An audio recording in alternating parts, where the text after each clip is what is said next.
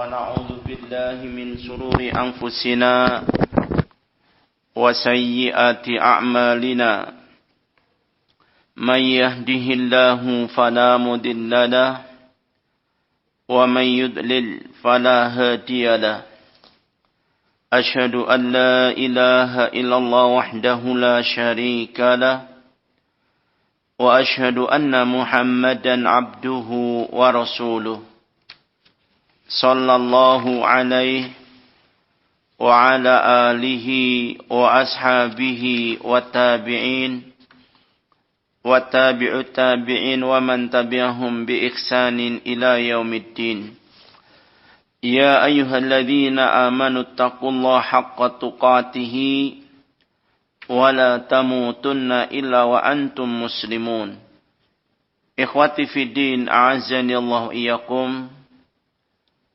Para umat dan akhwat yang dimuliakan Allah, alhamdulillah, puji syukur kita marilah kita panjatkan kehadirat Allah Subhanahu wa taala atas nikmat dan karunia Allah, atas petunjuk dan pertolongan Allah.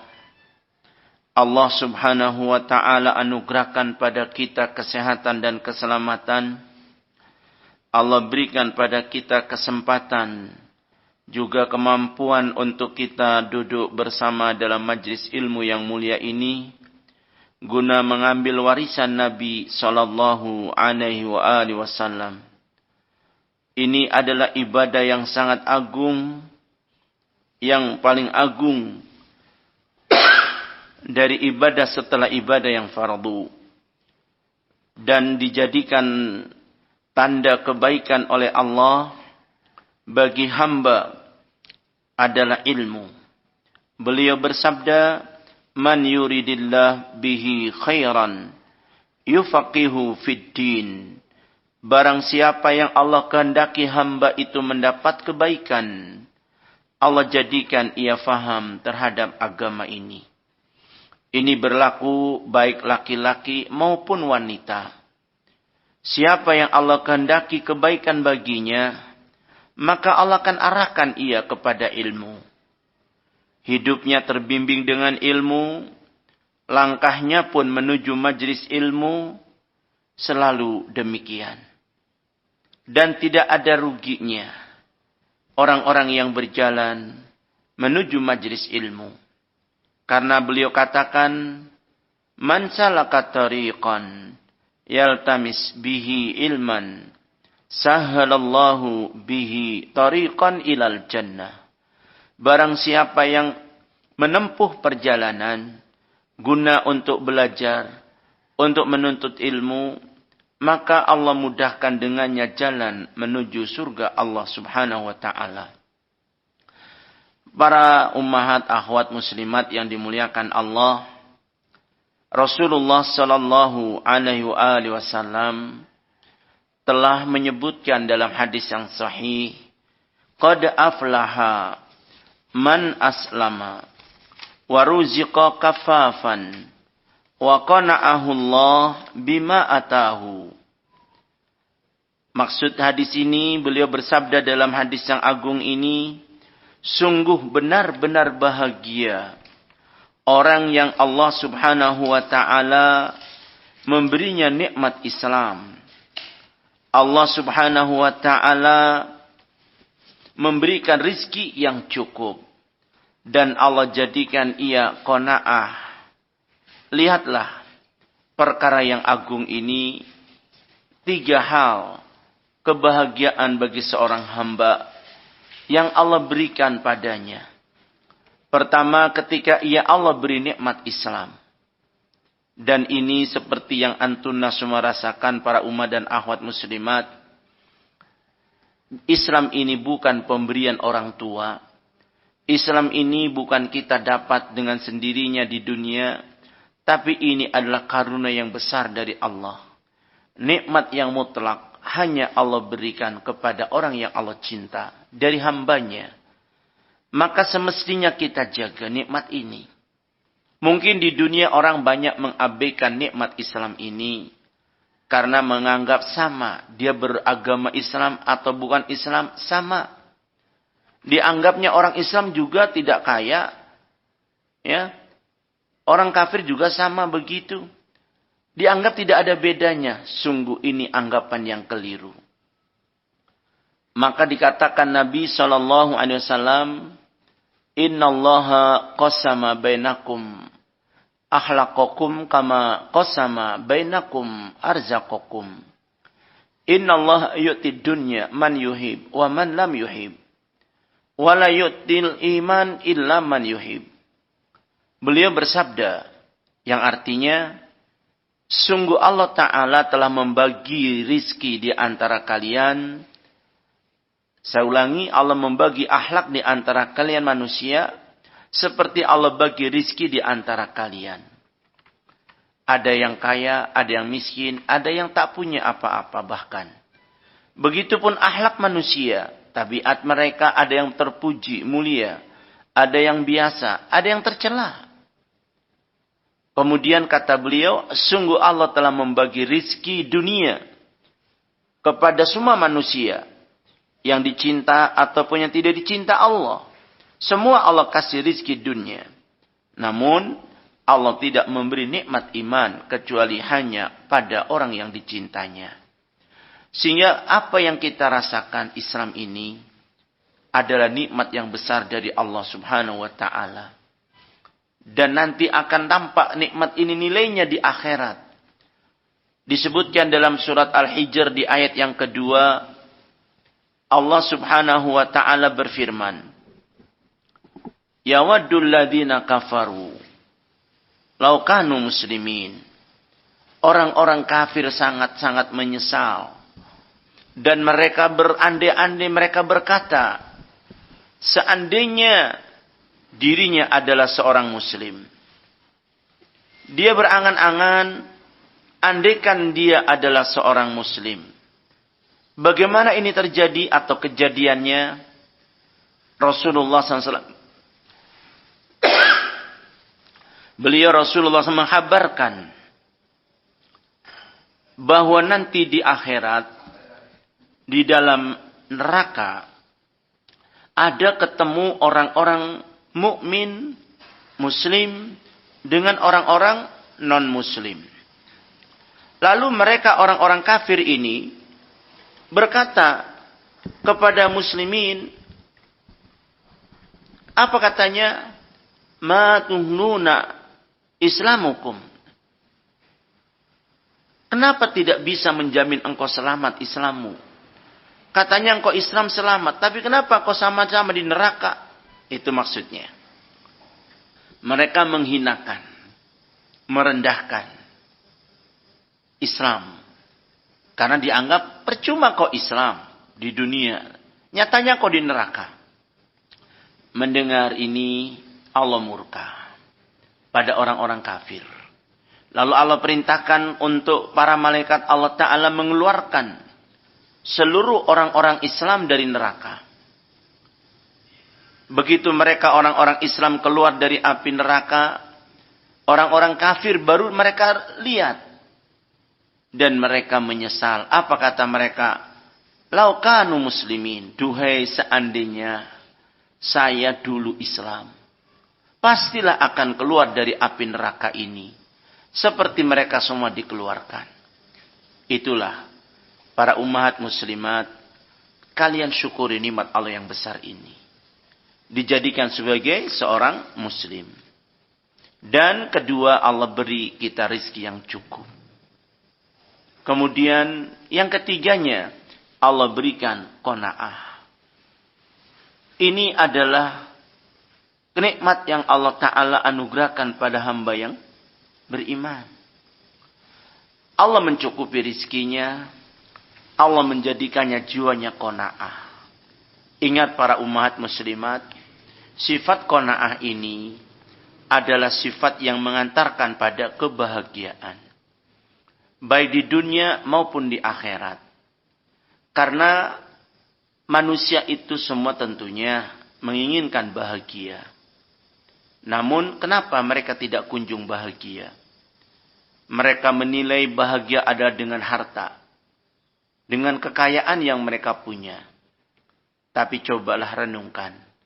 Kalau memang benar bahagia diukur dengan harta, kira-kira berapa standarnya?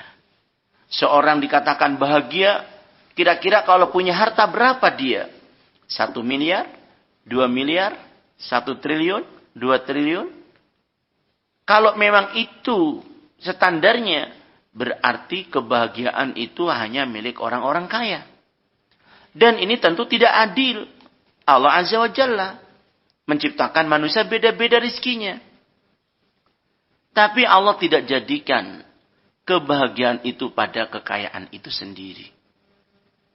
Makanya kata Rasulullah SAW, laisal ghina an kasratil ardi. Bukan kaya itu orang yang banyak berlimpah harta. Namun al-ghina ghina nafs. Orang yang kaya itu orang yang kaya jiwanya. Bagaimana kaya jiwanya? Dia merasa cukup dengan apa yang Allah anugerahkan padanya. Ingat para umat akhwat muslimat yang dimuliakan Allah, yang membuat orang hidup sedih, sengsara dan tidak pernah merasa bahagia itu karena ada penyakit al-hirs, ambisi, penyakit serakah dalam jiwanya. Dia nggak pernah puas dengan apa yang Allah karuniakan padanya. Dan dia terlalu banyak angan-angan, terlalu banyak kemauan. Kemudian bisa kita lihat sendiri. Orang itu sedih ketika dia punya mau nggak terpenuhi maunya. Jangankan kita, anak-anak kita yang sering kita dapati. Dia mau beli ini, beli bakso umpamanya. Uminya nggak kasih uang, sedih, nangis. Dia minta lagi mainan begini. Kayak temannya punya mainan apa, dia nggak dikasih, nangis. Lihat, orang sedih itu sebab keinginan yang tak terpenuhi. Sehingga dia merasa kecewa, dia merasa sedih, dan lain-lainnya. Nah, itulah kebanyakan manusia kenapa mereka hidup terus merasa sedih, tidak pernah merasa bahagia, karena tidak pernah hadir, ya, hatinya mensyukuri nikmat Allah Ta'ala. Tidak ada qanaah pada hatinya. Perlu kami sampaikan terlebih dahulu di sini, seperti yang dalam tema kajian kita ada tentang masalah qanaah dan jauhi hasad serta ghibah. Qanaah itu seperti yang dikatakan para ulama kita Ahlus Sunnah, secara makna bahasa adalah ar-ridha bil yasir minal adha. Dia ridha dengan yang sedikit dari pemberian. Dia ridha dengan apa yang Allah anugerahkan. Adapun secara istilah syariat, hiya ridha bima a'tallah, yaitu dia merasa ridha dengan apa yang Allah berikan padanya. Ini kuncinya di sini. Kalau orang itu dia merasa ridha dan cukup dengan karunia Allah, maka di saat itulah kekayaan dia miliki. Namun ketika belum merasakan cukup dengan karunia Allah, maka berapapun kekayaan yang Allah berikan tidak akan pernah mencukupi. Dan akan terus dia bersedih hati. Coba perhatikan.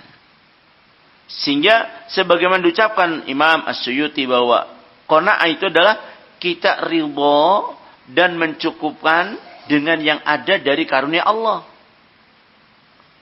Ya. Seperti itu yang akan membuat hati kita tenang. Sehingga bedakan.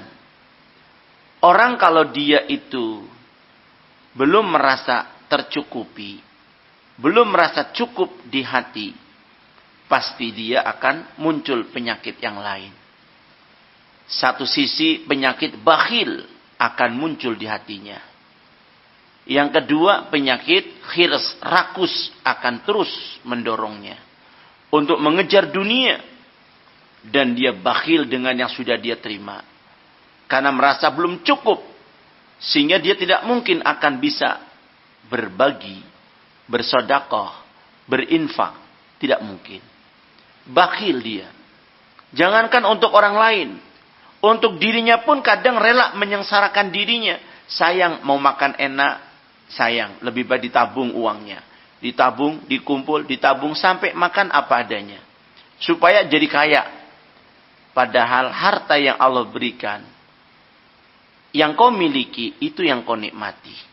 Keliru kalau engkau diberi kenikmatan Allah, lalu engkau menyengsarakan diri, ya, karena engkau mau menumpuk kekayaan sehingga engkau tidak mau makan yang enak-enak, tidak mau pakai baju yang baik-baik, ya, milih yang istilahnya yang dari cakar bongkar umpamanya.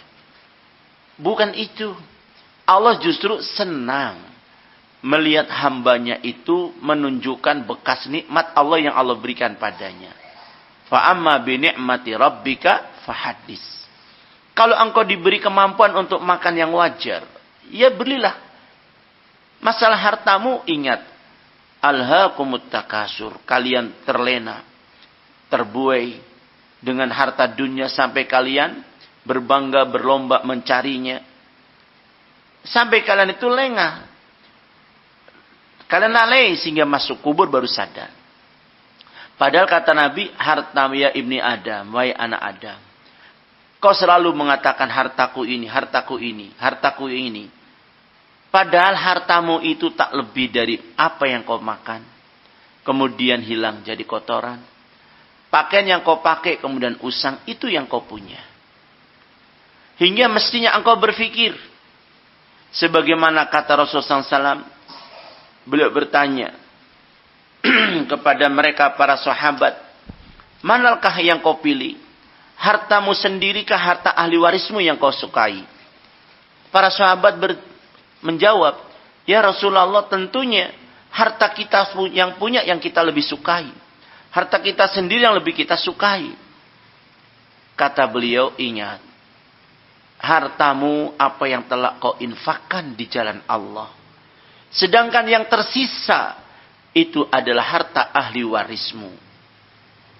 Sampai saat ini yang dikatakan hartamu itu apa yang sudah kau makan, pakaian yang kau pakai ini, ya, atau yang kau infakkan jadi sedekah jariyah. Selebihnya itu harta ahli warismu. Kalau tiba-tiba dirimu wafat, meninggal dunia, baju yang tersimpan di lemarimu, harta yang ada di tabunganmu, yang ada di ladang dan sawahmu, bahkan rumahmu, kendaraanmu, itu milik siapa?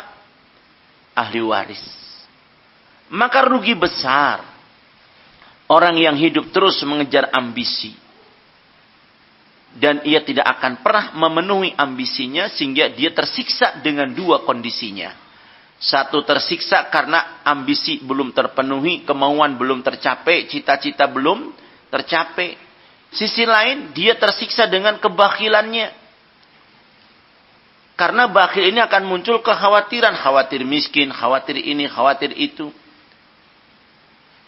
Orang yang hidup seperti ini dihadapkan pada dua sisi, kekhawatiran dan kesedihan. Itu tidak ada bahagia. Maka kita orang mukmin dibimbing untuk kita senantiasa apa? Berusaha membersihkan hati dari penyakit ini.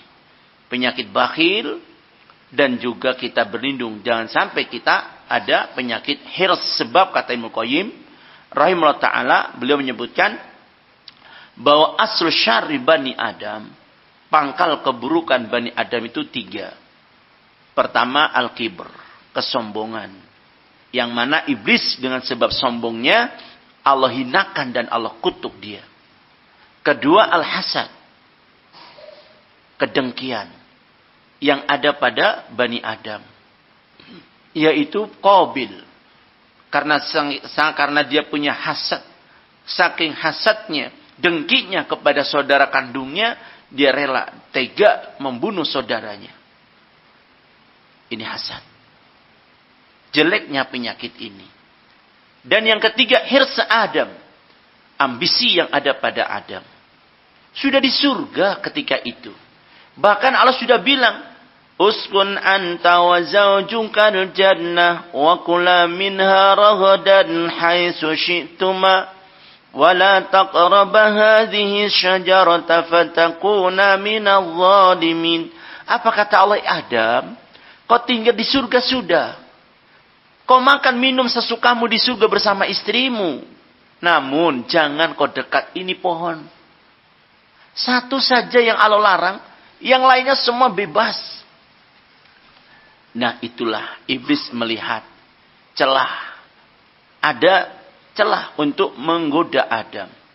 Maka dia datang bujuk-bujuk Adam. Bagaimana Adam mau melanggar pantangan yang Allah terlarang itu.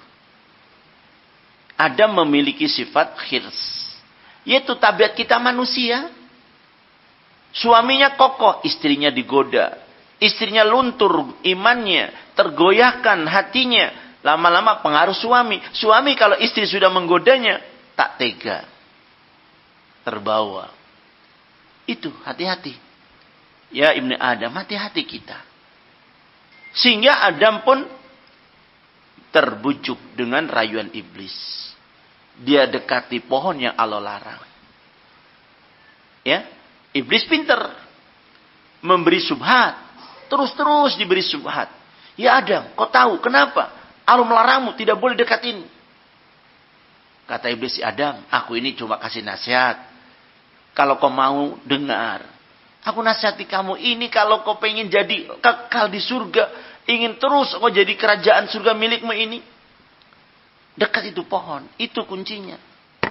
Padahal justru itulah pantangannya. Qadar syafa'al, memang Allah mentakdirkan lainnya, Adam tergoda. Namun ya, Adam sadar sehingga Allah memberikan rahmat dan taubat bagi Adam. Sedangkan iblis sebab sombong, dia tidak mau mengakui salahnya. Dan itulah ikhwati fillah, para umat akhwat yang dimulakan Allah, kalau sombong sudah menghinggapi pada hati seseorang, maka keburukan besar akan datang dan tumbuh dari hatinya.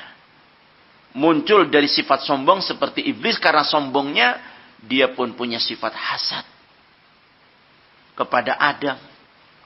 Kemudian dia tidak mau terima nasihat, dan dia orang yang sombong ini akan pikirannya terbalik. Iblis menganggap diri lebih baik daripada Adam. Baik, kita lanjut pada masalah qanaah, di mana beliau Nabi katakan tadi dengan kata qad aflaha, benar-benar bahagia, man aslama, orang yang Allah beri ia Islam. Waruziqo kafafan, Allah beri dia rizki cukup. Wa qana'ahullah, dan Allah jadikan dia jiwa qanaah. Ingat ikhwati fillah, Allah yang tahu kita. Karena Allah pencipta kita. Allah yang telah menjamin rizki kita karena Allah tahu kadar kita. Sebagaimana kalau urusan dunia saja, ketika pabrik mengeluarkan satu alat elektron, maunya ya HP saja, di situ disebutkan cas sekian jam, cabut, baru bisa dioperasikan. Nanti akan muncul seperti ini. Ada aturan-aturannya. Tentunya yang membuat aturan produk itu sendiri, pabrik itu yang membuat aturan, karena dia membuat, dia yang tahu kadar ukuran standar yang ada dalam produknya itu. Kita pun turut ikuti petunjuknya. Kenapa manusia ketika Allah pencipta kita sudah memberikan pada kita petunjuk, dan Allah sudah mengingatkan, yang tahu kadar dirimu itu Allah, sehingga Allah memberimu rizki sesuai dengan apa yang kau butuhkan, dan itu cukup. Allah sudah mencukupimu dengan apa yang Allah berikan, cukup untukmu. Hanya manusia itu dia tidak pernah merasa cukup dengan karunia Allah, sehingga orang yang seperti ini dia akan sengsara dengan sendirinya. Yang membuat sedih dia karena hasratnya, kemauannya belum terpenuhi. Terlalu banyak permintaan, keinginan. Semakin Anda banyak permintaan, banyak keinginan, dan semakin banyak yang tidak terpenuhi, akan semakin larut dalam kesedihan. Tapi ketika Anda mencukupi dengan karunia Allah, dan Anda mensederhanakan hasrat keinginannya, maka disitulah Anda baru akan merasakan betapa nikmatnya hidayah, betapa nikmatnya karunia Allah. Lihat ya fila barakallahu fikum. Karena dikatakan dalam Al-Quranul Karim bahwasanya Allah Subhanahu wa taala sampaikan, man amila salihan min dzakarin aw unsa wa huwa mu'minun falanuhyiyannahu hayatan thayyibah. Barang siapa yang melakukan amalan saleh, baik itu dia laki-laki ataupun dia itu wanita, ya, dan dia seorang mukmin, seorang yang beriman, pasti Allah beri dia kehidupan bahagia, kehidupan yang baik. Itu kuncinya di situ. Kita bisa beriman, beramal saleh, akan dapatkan kehidupan yang baik, kehidupan yang bahagia. Dan Allah tidak menjanjikan pasti akan dikasih banyak harta. Hadirin, kalau banyak harta itu kunci kebaikan, tentunya Rasulullah SAW akan minta kepada Allah diberi banyak harta. Dan bisa Allah jadikan gunung Uhud menjadi gunung emas untuk kekayaan Nabi. Bisa. Tapi dalam hadis, apa kata beliau dalam doanya? Allahumma ja'al rizqu ali Muhammadin quta.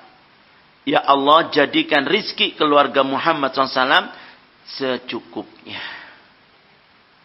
Bukan yang banyak. Bahkan kata Ummu Salamah radhiyallahu anha, beliau menuturkan, karena Rasulullah SAW yaqul, beliau selalu berdoa setiap selesai salam dari sholat subuh. Apa doanya? Allahumma inni as'aluka ilman nafi'an wa rizqan thayyiban wa amalan mutaqabbalan. Ya Allah, aku mohon padamu ilmu yang bermanfaat, rizki yang baik, dan amal yang diterima. Coba antum perhatikan. Yang belum minta di situ rizqan thayyiban, rizki yang baik. Bukan yang banyak. Yang diminta yang baik. Sehingga akan mendatangkan kebaikan, barokah. Banyak tapi nggak baik, tidak barokah. Biar sedikit baik, akan barokah dan cukup. Lihat ya fila barakallahu fikum. Kalau kita mau lihat figur teladan kita Rasulullah SAW, beliau itu utusan Allah tentunya. Apa yang diminta pasti Allah beri. Kita lihat keluarga beliau dari istrinya Aisyah radhiyallahu anha menuturkan, ma akal al Muhammadin sallallahu alaihi wasallam akalataini fi yaumin illa ahadahuma tamra. Apa artinya? Kata Aisyah radhiyallahu anha, tidak pernah memakan makanan keluarga Muhammad sallallahu alaihi wasallam dua jenis makanan dalam satu hari, kecuali yang satunya itu adalah kurma. Kurma dengan air. Itu yang selalu ada dan hadir dalam keluarga Nabi SAW. Yang lain kadang ada, kadang nggak ada. Itu yang dituturkan beliau. Bahkan kata Aisyah radhiyallahu anha, tadi hadis Imam Bukhari, dalam hadis Imam Muslim, beliau menuturkan, ini penuturan dari istrinya loh ya. Ma sab'a alu Muhammadin sallallahu alaihi wasallam min khubzin sya'irin yaumaini mutatabi'aini hatta qubida Rasulullah SAW. Artinya, tidak pernah keluarga Muhammad SAW, istri-istri beliau, merasakan kenyang dengan makanan roti yang terbuat dari gandum. Tepung gandum yang halus. Berturut-turut 2 hari lamanya. Tidak pernah. Sampai wafatnya Rasulullah SAW. Lihat. Beliau tidak pernah dapat seperti itu. Apakah Nabi dikatakan keluarga sengsara? Istrinya 9. Dan tidak ada menuntut cerai. Semua bahagia. Nah kita baru 1 istri kadang susah apa di rumah, sering masalah. Karena apa? Mungkin suami yang terlalu ambisi atau istri yang terlalu banyak tuntutan. Seringkalinya tidak klop. Istri punya kemauan begini-begini, suami tidak bisa memenuhi, akhirnya jadilah masalah. Karena tidak kembali kepada Allah Ta'ala. Sedangkan keluarga Nabi SAW dididik untuk kembali kepada Allah. Dan mensyukuri apa yang Allah anugerahkan. Berarti kita harus kembali miskin? Bukan. Ingat, kalau yang dijadikan standar seperti ini Rasulullah SAW teladan kita. Kalau Anda dapatkan rizki lebih dari Nabi, syukurnya mesti bertambah. Syukurilah. Subhanallah, antum pagi hari para ummahat mau masak bukan bingung mau masak, mau apa yang dimasak. Buka kulkas bingung apa dulu yang dimasak. Betul enggak? Buka kulkas, daging ada, udang ada, cumi ada, ikan ada, ayam ada, tempe tahu ada. Mau mana dulu yang dimasak? Sedangkan Nabi SAW itu seperti itu tadi, tutur dari istrinya. Begitu Anda masih merasa kurang, ya, masih menuntut suami kerja ini, kerja itu supaya dapat banyak lagi harta, sampai suami nggak ngaji nggak apa-apa. Jangan. Cobalah, syukurilah, sederhanakanlah. Itu beda kita dengan beliau Rasulullah SAW. Beliau tidak pernah pusing dengan makanan. Ada disyukuri, tidak ada disabari. Dan perilaku ini yang mesti kita istilahnya menjadi pelajaran untuk lebih bersyukur kepada Allah. Sehingga ikhwan barakallahu fikum, kembali kepada tujuan kita aslinya. Memang cari dunia atau kita cari akhirat sih? Kalau benar kita mencari akhirat, tentunya kita tidak akan menganggap sengsaranya dunia ini, tidak akan dianggap, karena kita yakin bahwa di akhirat lebih sengsara kalau kita tidak mau mengikuti petunjuk Allah. Dan kebaikan-kebahagiaan dunia hanya sesaat saja. Sehingga ingat apa yang disampaikan beliau Rasulullah SAW, ikhwah. Bahwa Allah mencukupi rizki kita. Tinggal kita mau nggak qanaah menerima pemberian Allah tersebut. Dari apa yang kita terima dari dunia ini. Nah, ya filah para ummahat akhwat yang dimulakan Allah Subhanahu wa taala. Kalau tadi hadis Rasul sallallahu alaihi wasallam juga disebutkan dalam hadis dari Abu Hurairah radhiyallahu anhu, beliau menuturkan, qala Rasulullah sallallahu alaihi wasallam, bersabda Rasulullah sallallahu alaihi wasallam, man ya'khudh anni haula'il kalimat faya'mal bihinna. Siapakah kiranya di antara kalian yang mau mengambil dariku beberapa kalimat ini, lalu dia amalkan. Kemudian katanya, qultu ana ya Rasulullah, aku ya Rasulullah, kalimat yang mana?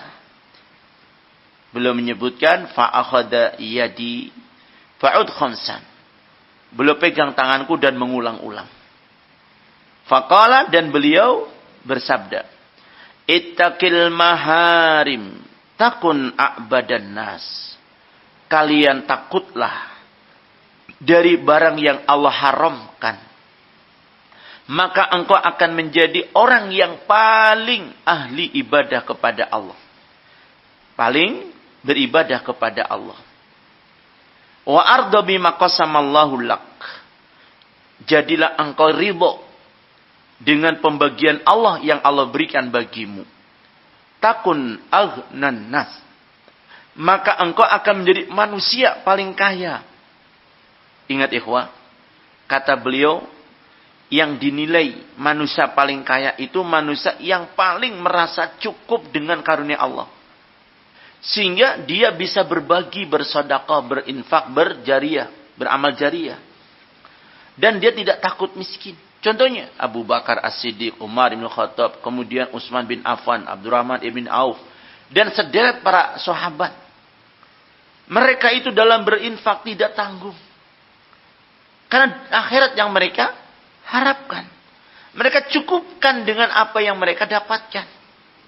Artinya mereka untuk makan ada, sudah.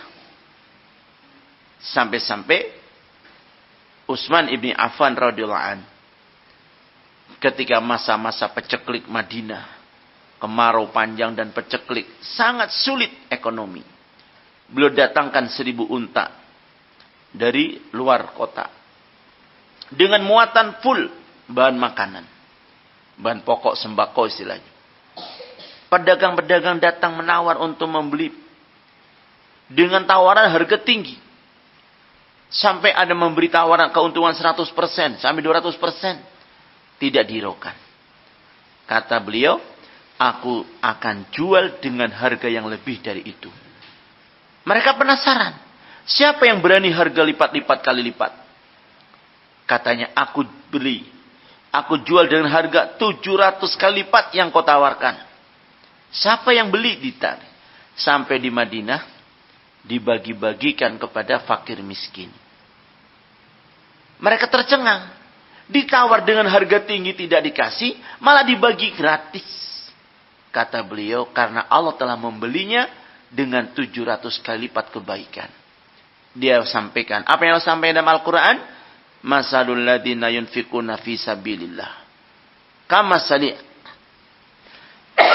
habbatin ambatat sanabil.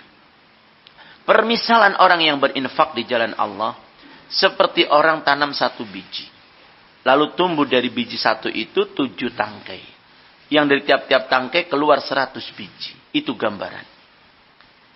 Maka ya fil barakallahu fikum, kalau orang sudah merasa cukup dengan karunia Allah, makan sudah ada untuk dimakan, baju sudah ada yang dipakai, maka yang lain dia nggak akan pikir jatuh miskin, takut bangkrut, enggak.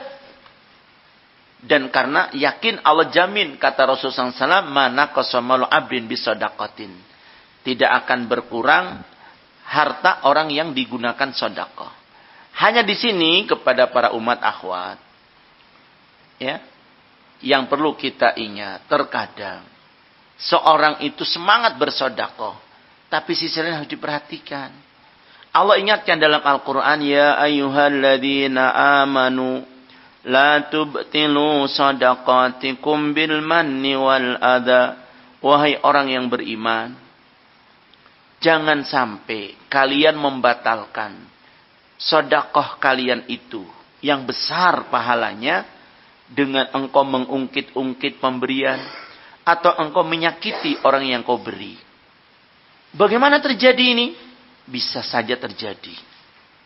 Engkau memberi bantuan pada orang, tapi di balik itu engkau cerita. Engkau ghibah. Menceritakan fulan begini. Kalau tidak saya bantu begini. Fulan begini. Kalau saya tidak bantu, dia begini. Sehingga engkau puas dengan pujian manusia. Engkau senang dipuji manusia. Dan kau bangga dengan itu. Tapi engkau hancurkan amalmu sendiri. Engkau ghibah saudaramu. Dan ingat, ini lebih besar dosanya daripada sedekahmu. Makanya Rasulullah SAW memperingatkan kepada kita, jangan sampai kita masuk ke dalam ranah ghibah. Apa itu ghibah? Ghibah itu kata Rasulullah SAW dalam hadis dari Abu Hurairah radhiyallahu anhu, anna Nabi SAW qala, bahwa Nabi SAW bersabda, al-ghibah dzikruka akhaka bima yakrahu. Ghibah itu adalah engkau menyebut-nyebut tentang saudaramu yang ia enggak suka. Lalu ditanyakan, ya Rasulullah, akana fi akhi ma'akul? Bagaimana kalau nyata yang ucapkan aku itu ada pada saudaraku? Yang ku katakan benar. Qal, maka beliau menjawab, in kana fihi ma taqul. Kalau memang pada dia ada yang kau ucapkan itu, faqad aghdabtahu, berarti engkau hibah. Wa in lam yakun fihi ma taqul, apalagi ketika yang kau ucapkan tidak ada pada dia, faqad battahu, engkau telah berbuat jahat kepada dia. Hadis Imam Muslim. Nah, ya fila barakallahu fikum. Ini berkenaan dengan ayat Allah Ta'ala. Menyeru kepada kita. Kaum mukminin, ya ayyuhalladzina amanu ijtanibu katsiran minadh-dhann. Wahai orang yang beriman, jauhi oleh kalian, jangan banyak kalian berprasangka, menduga, mengira terhadap saudara kalian. Kayaknya fulan begini, kayaknya begini, mungkin fulan begini. Jangan terlalu mengikuti prasangka, menduga-duga. Sebab apa kata Allah? Inna ba'dadh-dhanni ismun. Sebagian besarnya prasangka itu dosa. Ya. Wala tajassasu, jangan kalian tajassus, cari-cari aib, cari-cari kekurangan saudaranya. Mengintai-ngintai ya, kekurangan saudaranya. Jangan. Karena kita sendiri banyak kekurangan. Dan jangan sampai wala yaghtab ba'dukum ba'dha. Kalian menggibah sebagian kalian dan sebagian yang lain. Ingat, ghibah ini sering muncul dari dua perkara yang di depan. Pertama dari prasangka, praduga, kira-kira, kemungkinan. Melihat saudaranya begini begitu, oh mungkin fulan begini, diceritakan. Tadi saya lihat fulan pergi ke sana, mungkin dia mau begini, mungkin dia mau begini. Subhanallah, prasangka awalnya, lalu jadi bahan ghibah. Makanya diceritakan sama temannya, tambah, akhirnya jadi apa yang terjadi. Asik bicara tentang saudaranya. Atau tajassus, sengaja memang dia cari-cari. Cari-cari berita saudaranya. Apa yang dibikin saudaranya. Entah itu lewat bertanya, atau mungkin cari informasi yang lain tetangganya. Lalu dijadikan bahan cerita. Ini juga ghibah jadinya. Subhanallah, kepada para umat dan akhwat, hati-hati dengan lisan. Memang lisan orang bilang tak bertulang. Tapi kejahatan yang paling jahat itu ada timbul karena lisan. Sehingga banyak orang tersungkur dalam api neraka disebabkan karena kejahatan lisan. Ghibah ini juga perbuatan lisan. Disebutkan dalam hadis riwayat Imam Ahmad bahwa Nabi SAW ketika Isra Mi'raj, beliau melihat orang-orang dalam neraka yang mereka itu ya, merobek wajah-wajah mereka, dada-dada mereka dengan kuku-kuku mereka sendiri dari besi kukunya, tajam, menyala. Dirobek-robeknya muka, dada mereka. Sehingga Nabi bertanya, ya Jibril, siapakah mereka itu? Man haula? Kata malaikat Jibril, haula illadzina ya'kuluna luhuman nas wa yaqa'una fi a'radihim. Mereka adalah orang-orang yang memakan daging manusia dan mereka terjerumus di dalam merusak kehormatan saudaranya, yaitu ghibah. Makanya Allah katakan dalam ayat ini surat Al-Hujurat, ya, wala yaghtab ba'dukum ba'dha. Jangan Anda berghibah sebagian yang lain dan ya, sebagian kalian pada sebagian yang lain. Ayuhibbu ahadukum ayyakula lahma akhihi maitan fakarihtumu. Apakah engkau suka memakan daging bangkai saudaranya yang sudah mati? Ya, engkau sendiri benci, enggak mau. Pernah satu hari setelah selesai beliau melakukan rajam kepada seorang sahabat yang datang kepada Nabi minta disucikan. Minta dibersihkan dari dosa zina. Dia minta dirajam. Rasulullah SAW itu tidak mau menerima langsung. Satu, ya Rasulullah saya berzina, tolong saya dirajam. Nabi bilang, pulanglah engkau. Datanglah, ya Rasulullah benar saya melakukan perbuatan itu. Beliau tanya. Maksudnya yang pertama, beliau pulanglah engkau dan bertaubat, selesai. Dia mengatakan, ya Rasulullah tolong bersihkan saya, sucikan saya. Saya taubat, rajam saya, maksudnya begitu. Kata beliau kepada orang yang kenal, kalian tahu ini orang waras apa tidak? Jangan sampai ini orang ada penyakit junun, ada penyakit stres. Sehingga dia ngaku zina, padahal tidak berbuat zina. Lihat ikhwah. Hati-hatinya beliau. Kata orang-orang, ya Rasulullah, aku tahu dia orang yang paling cerdas di kaumnya. Maka beliau pun menerima pengakuannya. Singkat cerita, beliau pun merajam. Nah, setelah selesai dirajam, ditanam badannya, dilempar batu sehingga dia sampai mati. Terus disolatkan, dikuburkan. Pulang dari pelaksanaan ini, ya namanya orang biasa, cerita tentang dia. Ini orang gimana, suruh taubat, ya malah dia mau dirajam. Ya diceritakan, jadi bahan cerita. Lihat ikhwah. Biasanya adanya satu kasus akan terus berkembang jadi cerita yang istilahnya cerita apa namanya? Yang viral gitu ya.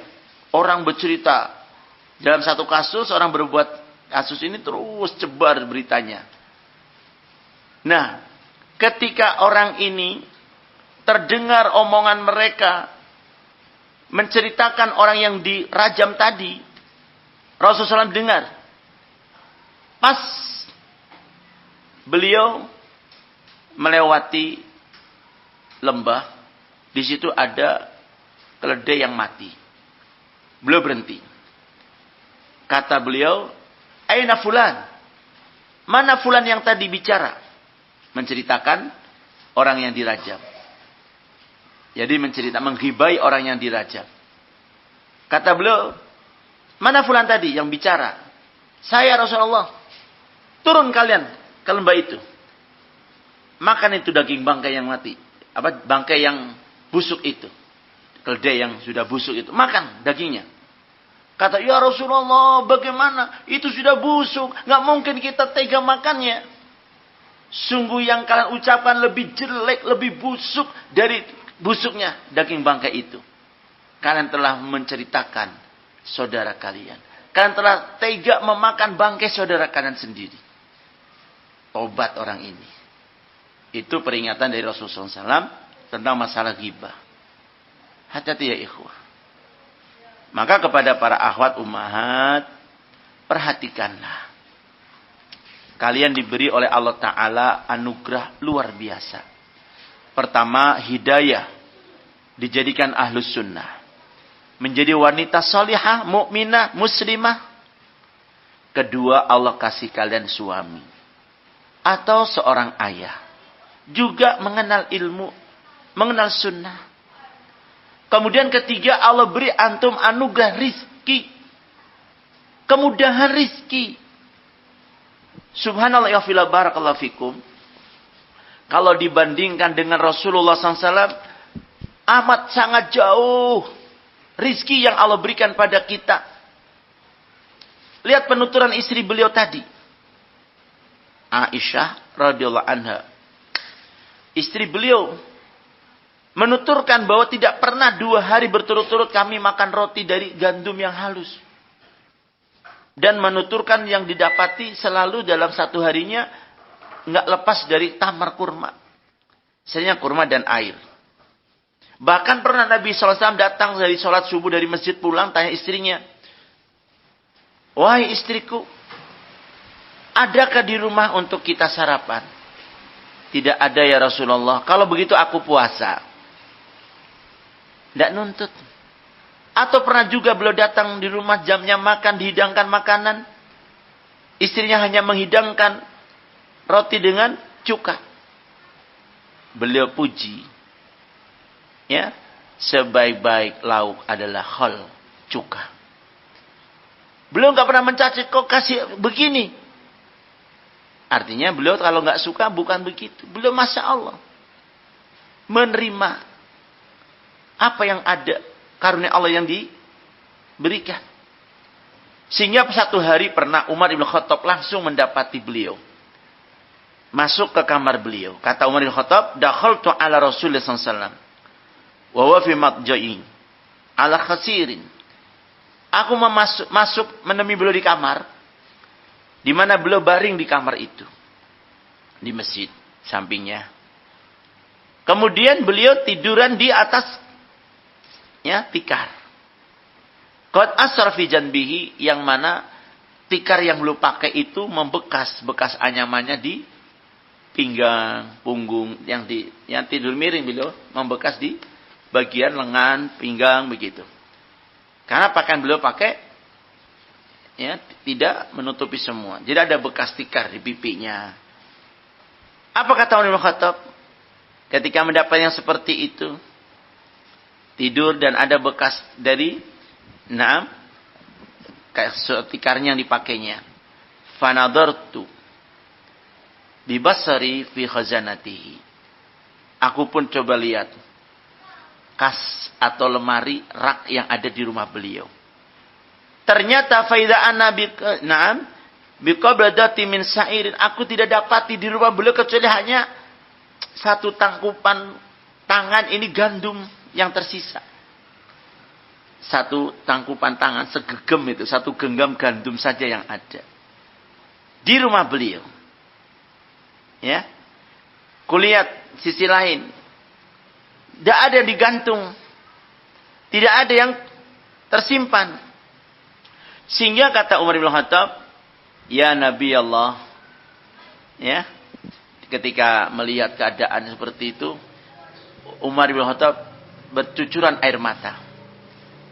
Dikatakan oleh Rasulullah SAW, ditanya, kenapa kau sampai begitu? Kata Umar, ya Nabi Allah, wa malila abki. Bagaimana aku tidak menangis? Hadal khasir qad asar fi janbik. Tikar ini kasar sekali. Sehingga kau pakai tidur sampai membekas di lenganmu, di pinggangmu seperti itu, di punggungmu nampak sekali bekasnya. Ini lemarimu, tempat misalnya rak, kas untuk simpan-simpan barang-barang. Tidak aku lihat apapun di dalamnya.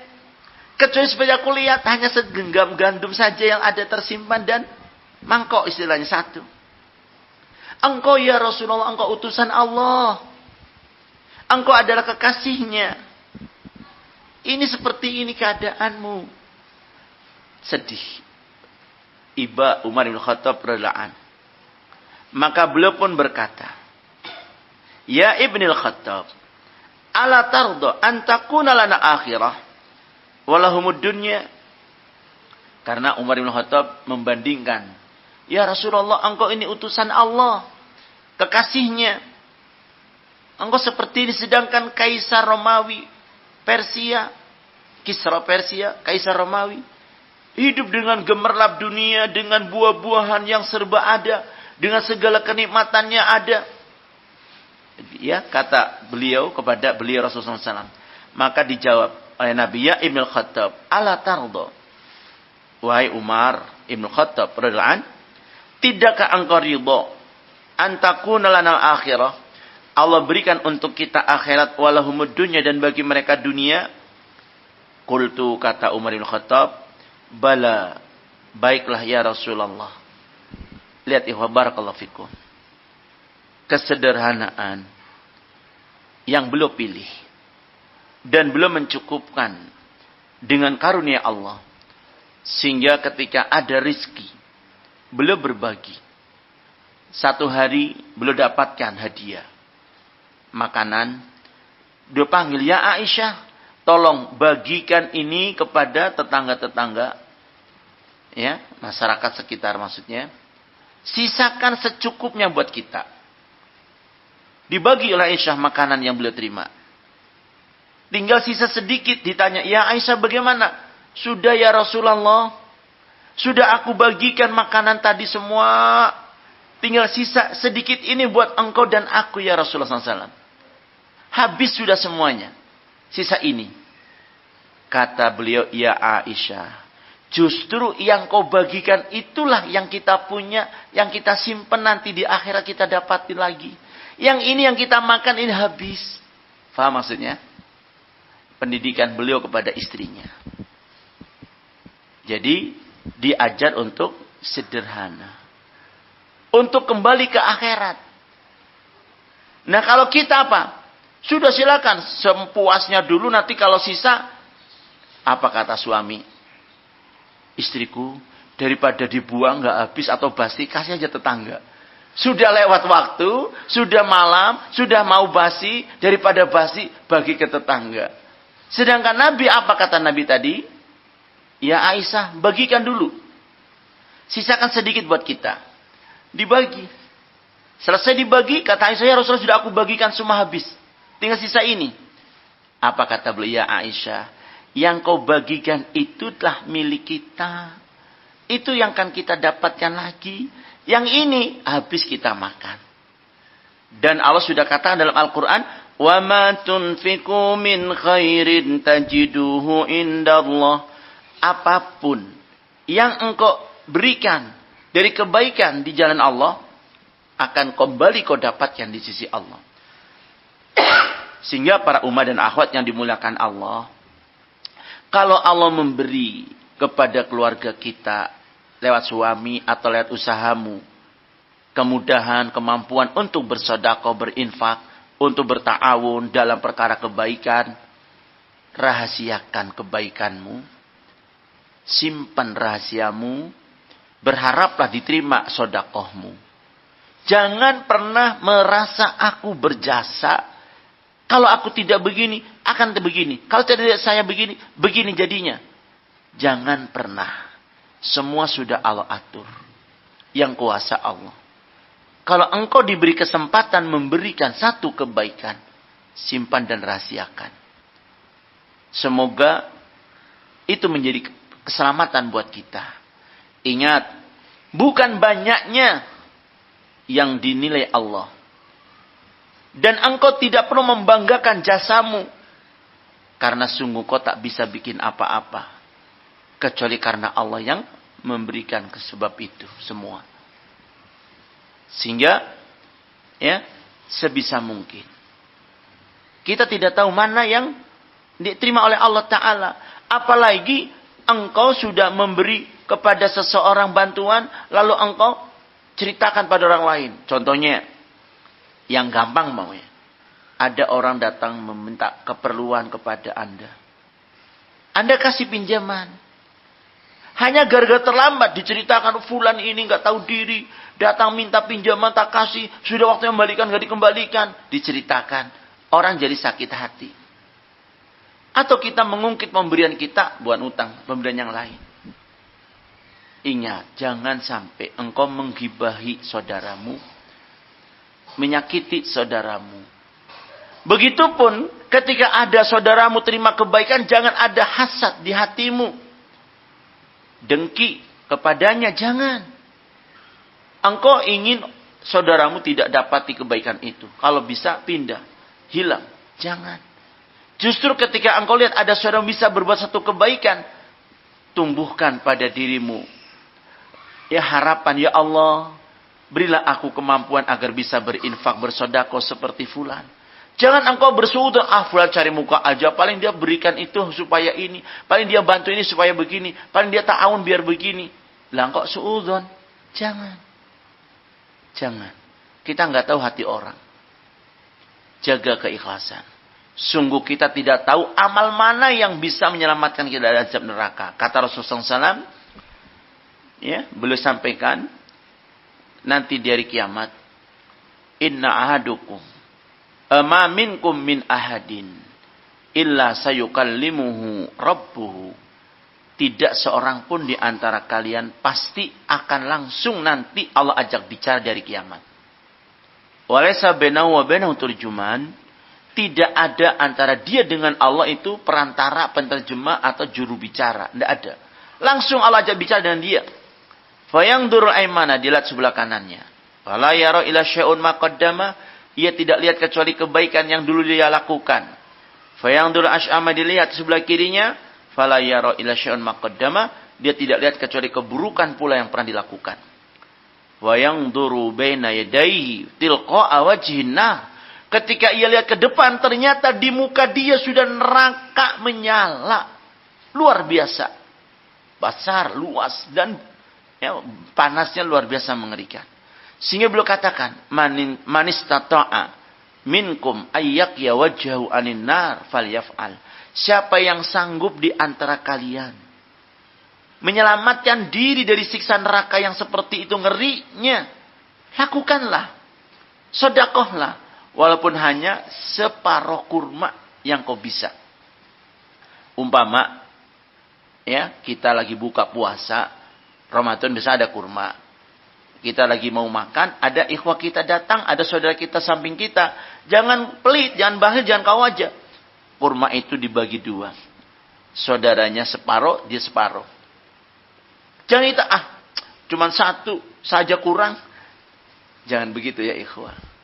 Justru kita diuji, bayangin. Biasanya orang ketika satu ini, ada dua kemungkinan. Malu mau ngasih. Malu mau ngasih masih mending. Sehingga dia nggak mau ngasih, karena malu kalau ngasih separuh, malu. Atau dia, saya aja masih kurang, cuma satu. Masih mau lagi. Nah ini yang gak jelek. Ini yang jelek. Kalau dia bisa berbagi, kemudian saudaranya senang dengan pemberiannya. Subhanallah. Sekecil itu, kalau engkau ikhlas, akan menjadi benteng dari api neraka. Sehingga beliau katakan, la tahqironna minal ma'rufi syai'a. Jangan pernah engkau meremehkan kebaikan di dunia ini, walaupun kecil, sepele. Wala antal kau ahoka biwajhin talqin, walaupun kau hanya bertemu saudaramu, senyum manis dengannya, atau kau berikan muka manis dengannya, bersenyum padanya. Itu sepele, tapi besar nilainya. Senyummu pada suami itu juga Masya Allah besar nilainya. Membuat senang suami itu besar pahalanya. Seperti besarnya dosa membuat jengkel suami. Itu loh. Berbanding. Begitupun ya barakallahu fikum pada para akhwat ummahat. Sekali lagi. Allah perintahkan kita untuk ta'awun alal birri wat taqwa. Karena ini adalah untuk merajut ukhuwah di antara kita. Beliau katakan al-muslim akhul muslim. Muslim yang satu dengan muslim ini saudara. Bahkan beliau katakan wa kunu ibadallah ikhwana. Jadilah engkau hamba Allah yang bersaudara. Dan beliau menyebutkan beberapa hadis untuk kita semua dalam rangka menjaga ini agar kita bisalah melihat kebutuhan saudara kita, kita bisa bantu yang bisa kita bantu. Dulu salafun salih, para salaf soleh pendahulu kita yang soleh dulu. Dari para sahabat tabi'in atau tabi'ut tabi'in. Mereka punya sifat yang mulia. Kalau mereka pagi, ada orang datang ke rumah, orang miskin yang minta-minta, mereka sambut dengan gembira, dengan sukaria, hati senang. Mereka sambut dengan sebab apa? Karena mereka sangat senang sebabkan ada orang yang mau bantu membawa bekalnya ke akhirat katanya. Dia yakin betul dengan ayat Allah. Bahwa apa yang disedekahkan akan kembali didapatkan di akhirat. Nah ini ada orang datang mengemis, orang miskin datang meminta, ini kesempatan untuk aku titip hartaku nanti di akhirat. Yang kita nggak bisa membawa.